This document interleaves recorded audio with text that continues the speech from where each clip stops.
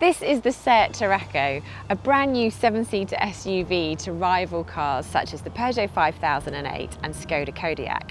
In this review, we'll tell you everything you need to know about it, including which engine and trim to choose from. And if you're thinking about buying one, head to whatcar.com and go to our new car deals section where we can help save you lots of money on this car or any other car that you're looking to buy that's brand new. And before you do that and before we get started, make sure you're subscribed to our YouTube channel. Click the bell icon so that you get notifications of our new videos which come out every week. So you can think of the Tarraco as the Boaty McBoatface of the car world. No, not because it's a 15,000 tonne, 130 metre long research vessel designed for the Antarctic, but rather because you, the general public, voted for it.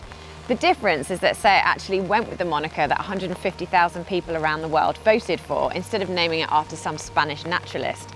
Now, Tarraco isn't a made-up word, it's what the Spanish city of Tarragon, just down the coast of Barcelona, used to be called. The car itself is based on the Volkswagen Tiguan Allspace and Skoda Kodiaq, and it sits at the top of Seat's SUV tree above the Arona and Ateca. But help us settle this family feud. Which is the best looking large SUV? Is it the Seat Tarraco, Volkswagen Tiguan Allspace, Skoda Kodiaq, or is it the Peugeot 5008? Vote in our poll. Inside the Tarraco, it may have a similar design layout to Seat's other SUVs, but there's definitely a step up with this one. Okay, it's not as futuristic as the Peugeot 5008, but there's plenty of soft touch materials, which is on a par with the Skoda Kodiaq or Volkswagen Tiguan Allspace. The dash is logically laid out and the buttons feel good quality.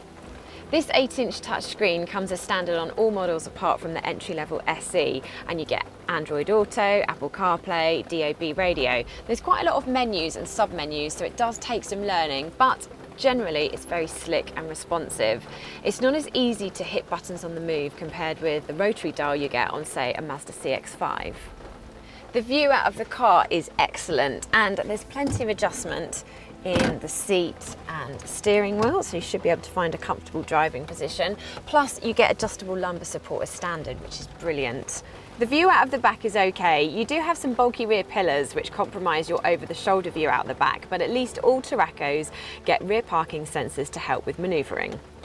The tallest of occupants will have plenty of room up front because there's loads of headroom, and the seats slide really far back.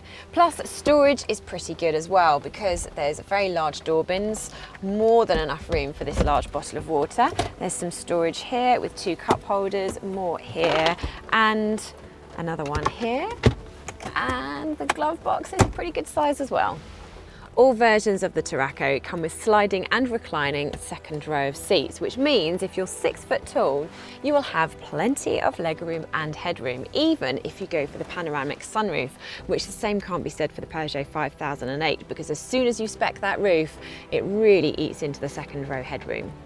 But in the third row, don't expect palatial accommodation. Teenagers or adults pretty much have to fold themselves in half to fit in, and there's no Isofix child seat mountings back there either. If you need to carry 7 or more just on the odd occasion, the 5008 or Kodiaq would be a better choice.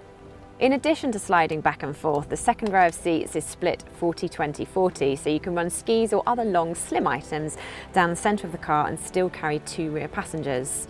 The 2 rearmost seats, meanwhile, are light and easy to fold and lie flat enough that they don't obstruct when loading heavy items. In all 3 seating configurations, third row up, third row down, second row down, the boot space is a match for the Volkswagen Tiguan Allspace, but beaten by the Peugeot 5008. And what that means in the real world is that this car with 5 seats up can swallow 8 carry-on suitcases, whereas the Peugeot 5008 can swallow an impressive 10.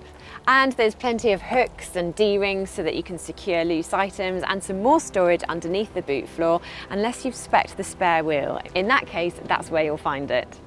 But how expensive is the Tarraco and what's it like to own one? These are the key things you need to know about buying and owning a Seat Tarraco. The Seat Tarraco has a higher starting price than both the Peugeot 5008 and Skoda Kodiaq. However, it is still competitive spec for spec. That's great news if you're buying on PCP, but it is worth noting that the Seat Tarraco does not have as good fuel economy as the Peugeot 5008 models. Neither are its CO2 emissions, which is partly the reason why the Tarraco is more expensive to run as a company car than a Peugeot 5008. Entry-level SE models are relatively well equipped. You get 17-inch alloy wheels, 3-zone climate control, automatic wipers and folding door mirrors. We feel it's worth upgrading to SE technology trim because you get upmarket features such as 18-inch alloy wheels and tinted rear windows. SEAT does have a reasonable reputation for reliability, but you do get a 60,000-mile 3-year warranty, which is pretty standard in its class. The Tarraco is a brilliantly safe car. Safety experts Euro NCAP awarded it a very impressive full 5-star safety rating with particularly high scores for adult occupant protection. The Kodiaq, 5008 and Tiguan also achieved 5-star ratings, but the Tarraco outscored them all on its individual category scores for adult, child and pedestrian safety. It comes with lots of kit to help avoid an accident in the first place, with automatic emergency braking, lane keeping assistance and a driver drowsiness monitor, all standard across the range. The Tarraco's engine lineup kicks off with a 1.5-litre turbocharged petrol engine badged 1.5 TSI Evo. It does impress in some other Volkswagen cars, but under the bonnet of this hefty car, it just doesn't really seem to have enough power. In fact, the 128 brake horsepower 3-cylinder petrol engine in the Peugeot 5008 seems to offer more performance when pushed harder.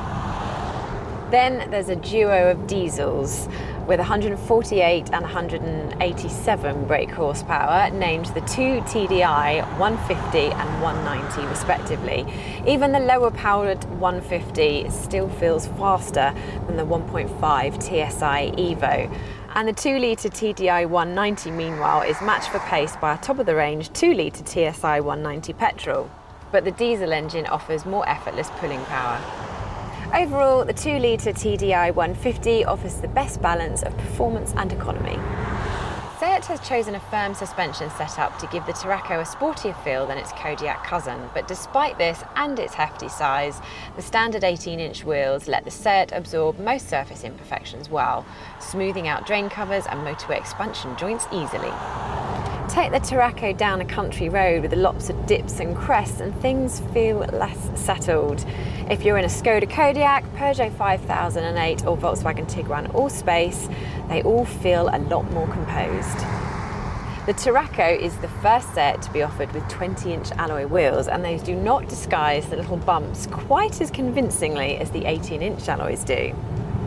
And that firm suspension does mean a sportier ride, so there's less lean into the corners than in a Peugeot 5008 or Skoda Kodiaq, but it's not quite as agile as the smaller Ateca. More positively, it's a doddle to thread through traffic and place accurately on sweeping corners thanks to its precise steering, which weights up reassuringly on faster roads.